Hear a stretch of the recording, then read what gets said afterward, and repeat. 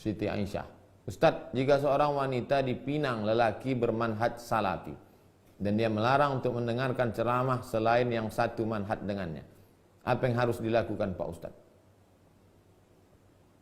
Nampaknya mau melaga-laga saya sama salafi. Apa tak cukup lagi video tu salafi itu mencaci maki saya, dibilangnya saya Ustadz ahli subuhat. Tanya je lagi. Salafi tak suka sama saya. Sedangkan Imam Bukhari aja mereka kritik. Mau tahu antum kritiknya ke Imam Bukhari?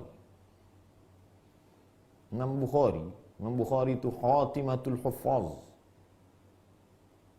penutup para hafiz. Imam Bukhari kan alang-alang, kan tanggung-tanggung, kan ecek-ecek.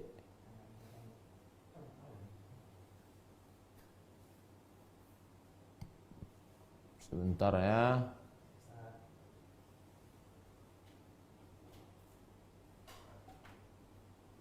Dia hilang pula kalau sedang dicari ini. HP ini pun takut juga sama salafi.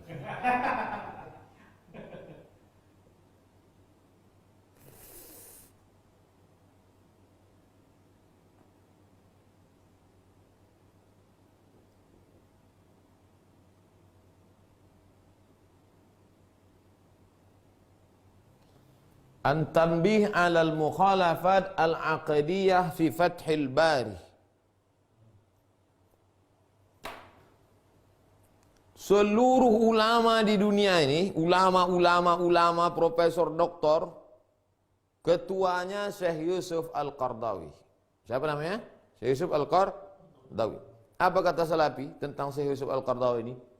Iskatul kalbil awi. Iskatul kalbil awi, membungkam anjing menggonggong. Saya suka Qardawi dibilangnya anjing. Apalagi lah kutil-kutil macam saya. Saya Qardawi dibilangnya anjing. Seluruh ahli hadis di dunia ini yang dapat bergelar kalau sudah disebut waqalal hafiz. Kalau sudah disebut hafiz, tak ada hafiz lain selain Hafiz Ibnu Hajar Al-Asqalani. Al-Hafiz Ibnu Hajar Al-Asqalani. Sahih Bukhari itu 7.275 hadis habis disyarahnya semua.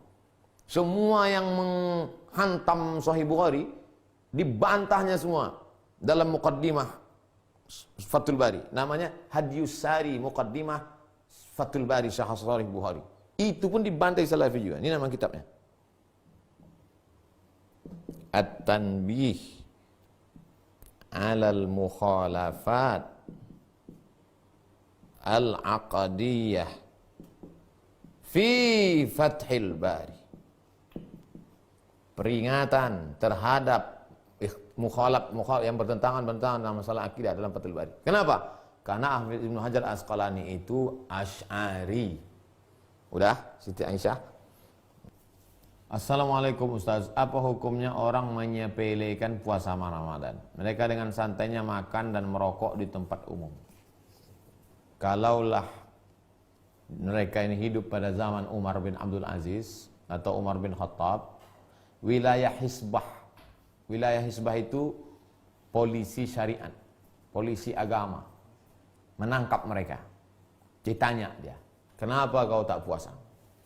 Kalau kata dia, puasa ini hanya buang-buang waktu aja. Puasa ini ecek-ecek aja nih. Hari apa dia ngomong gitu? Hari Senin, kasih waktu 3 hari. Selasa, Rabu, Kamis. Kalau Kamis dia tak taubat, Jumat pagi langsung 3 hari kasih bertobat. Dia namanya kafir jahid. La yahillu damu mri'in muslim illa li ihda salas. Tidak halal darah orang kecuali melakukan 3. Pertama, an-nafsu bin nafsi, pembunuh, pancung kepalanya. Yang kedua, as-sayyibu zani, pezina, lempar batu sampai mati. Yang ketiga, at-tariku lidinihi, menyebabkan orang murtad adalah karena mengingkari ajaran Islam. Kalau dia ditanya, kenapa kau tak puasa? Aku tahu puasa itu wajib. Kenapa kau tak puasa? Nantilah udah agak tua sikit baru puasa. Maka dia fasik, tidak kafir. Hukumannya ta'zir. Bermusyawarahlah ulil amri dengan ulama apa layaknya hukum. Gimana? Apa hukuman yang layak untuk dia nih? Yang merokok-merokok, yang minum-minum di jalan nih? Nggak usah dipancung Pak. Terus kita cambuk aja. Berapa kali? Ya agak-agak 5.000 kali.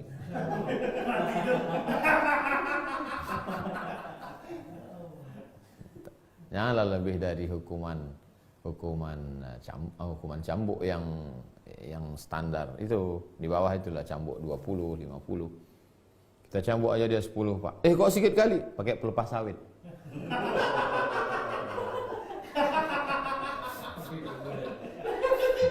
Pangkalnya pula tuh.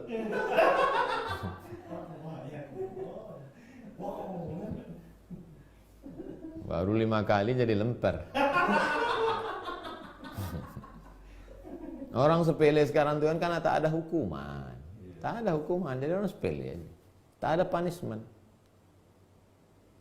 Di dalam aturan apapun mesti ada hukuman, ada kepastian hukum. Kenapa orang takut melanggar di Singapura? Kenapa orang takut melanggar di Singapura? Hukuman jelas. Jamaah umroh kalau udah mau masuk Singapura, rokok-rokok buang. Nanti kena denda $100. Ada kepastian hukum. Kalau pasti hukum, orang takut. Jadi kalau tak pasti, nanti kena hukum, entah ya entah tidak. Ustaz, kenapa sujud sajadah? Nama ayatnya sajadah, nama sujudnya tilawah. Kenapa sujud tilawah dalam sholat hanya dilakukan pada saat surat sajadah? Padahal di beberapa surat lain dan juga ayat yang berkaitan sujud. Siapa bilang cuman pada alif lam mim tanzil saja? Ada 15 di situ. Dalam Quran itu ada 15. Coba tengok Quran di halaman belakang. Tempat-tempat tilawah. Kalau ketemu dengan itu sujud, baik dalam sholat maupun di luar sholat. Kalau ada imam yang tidak sujud, bukan berarti dia bertentangan dengan sunnah. Mungkin karena dia mau cepat, mungkin dia mau ngejar khatam, mungkin ada kemungkinan. Tapi bukan itu aja. Ini Pak Rahman ini berarti dia kebetulan sholat, imamnya pas itu aja sujud, tempat lain tak sujud. Nah, saya kasih tahu bahwa 15 ayat sajadah, maka kalau dalam sholat sujud tilawah. Kalau di luar sholat sedang baca Quran juga sujud. Tapi hukumnya sunat, tidak wajib. 4. Bu Rahma, Ustadz, kalau seorang anak perempuan belum nikah, mau membayarkan zakat fitrah untuk orang tua dan adiknya, apakah dibolehkan? Sementara orang tuanya mampu membayar zakat. Farada Rasulullah SAW sadaqatal zakatal fitri. Allah mewajibkan, Rasulullah SAW mewajibkan zakat fitrah sa'an min tamrin, 1 sa' kurma, au sya'irin, sa'an min 1 sa' gandum, 1 sa' syair gandum, tamrin kurma, ala saghiri wal kabiri, anak kecil dan orang besar. Orang besar membayarkan anak kecil. Saya orang besar, saya bayarkan anak saya bayarkan ponakan saya. Kalau dia misalnya rumah dia di kampung, dia sekolah, tinggal sama saya, semua yang dia ada tanggungan saya bayarkan. Nah sekarang orang tua ini tak mampu, anaknya membayarkan, bagus. Orang tuanya mampu, anak ini mau membayarkan, ya tak apa-apa. Hadiah, dia ngasih hadiah. Berbagi hadiahlah kamu, maka kamu akan berkasih kasih sayang. Nanti waktu akadnya Pak Ustadz, akadnya tetap diri sendiri. Ini zakat fitrah untuk si fulan bin fulan tunai. Nah, gitu zakat. Kalau kita membayarkan orang. Ini Pak zakat fitrah 2,5, 2,7, 30 untuk si fulan bin fulan, aku terima. Itu akad itu sunat. Kalaupun tak mau pakai akad, niat aja dalam hati, sah. Innamal a'malu binniyat. Yang terakhir Pak Ali Hasan, Ustadz, apa hukumnya tanah masjid dialih fungsikan jadi madrasah? Wakaf tak bisa dialih-alih. Wakaf itu kalau sudah untuk masjid, masjid aja. Kalau sudah untuk kuburan, kuburan aja. Kalau untuk lembaga pendidikan, pendidikan aja. Tak boleh dialih-alihkan. Itulah makanya saya himbau kepada seluruh masyarakat yang mengelola wakaf, urus pertama ke Kementerian Agama, namanya akta ikrar wakaf, dari yang berwakaf kepada si penerima wakaf, ada ijab kabul, disaksikan saksi, dibuatkan akta ikrar wakaf, dibawa ke BPN, Badan Pertanahan Nasional, keluarlah suratnya, dia sudah menjadi milik nazir pengelola wakaf. Karena kalau masih lagi nanti dialih-alihkan. Ini ambil aja lah tanah tu Pak Ustaz, Pak Haji ambil aja lah tanah tu.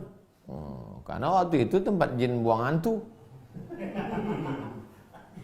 Begitu dibangun mall, mahal harga tanah tu, dia ambilnya balik. Maka cepat diurus akta ikrar wakafnya ke Pak Kua. Ibu, besok kalau bapak tu pergi ke kuanya mengamuk pula. Abang mau kemana? Mau ke Kua? Jangan Pak, mengurus akta ikrar wakaf. Kena abang mau berbini lagi. Siapa mau sama abang kau ni? Udah kau tengok peot udah.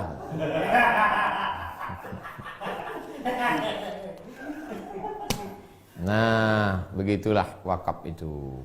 Tapi kalau sodakoh bebas sodakoh. Jemaah yang dimuliakan Allah, sampai di sinilah kaji kita. Besok kita akan bahas tentang masalah syekh. Bagaimana hubungan kita dengan tuan guru, syekh. Kita tutup dengan baca kafaratul majlis. Subhanakallahumma bihamdika asyhadu an la ilaha illa anta astaghfiruka wa atubu ilaik. Wa sallallahu ala sayyidina Muhammad wa ala alihi wasallam. Wassalamualaikum warahmatullahi wabarakatuh.